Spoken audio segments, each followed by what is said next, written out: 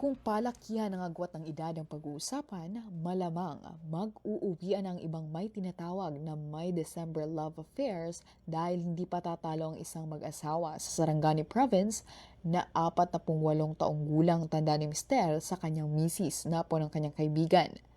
Tila napatunayan na hindi dapat mawala ng pag-asa ang mga taong hindi pa nahahanap ang kanilang dawan dahil posibleng literal na hindi pa ipinapanganak ang sadyang na talaga para sa kanila.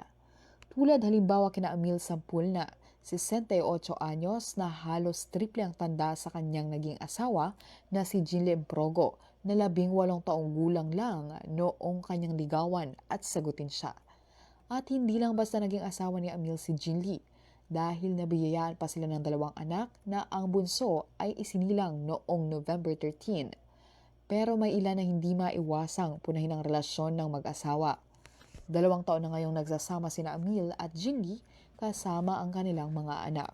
Si Jinli ang nag-aasikaso sa bahay, nagluluto, naglilinis, habang si Jamil naman ang nagtatanim ng saging at ibang gulay. Kumikita siya ng higit 100 piso o 300 piso na inilalaan niya sa pamilya. Ilang taon na naging balo si Emil mula nang pumanaw ang dati niyang asawa noong taong 2014 dahil sa high blood. Taong 2022, nang makita ni Emil si Jinli nang bisitahin niya sa bahay ang kaibigan niyang si Antonino.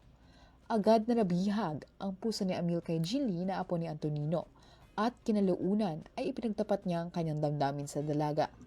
Kahit na tila apo na niya si Jinli, nagpursige si Emil na suyuin ang dalaga na nasa legal na edad na kaya hinahayaan na rin ni Lolo Antonino na maging masaya.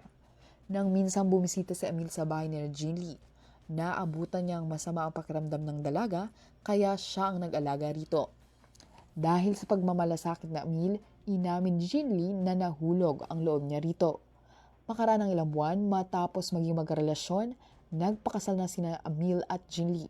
Noong una, hindi inakala ni Emil na magkakaanak pa sila dahil sa akala niya na hindi na maganda ang kanyang similya. At mula noong maging ama, nagdoble kayod si Emil, ngunit dahil na rin sa kanyang edad, ramdam niyang unti-unti na siyang humihina.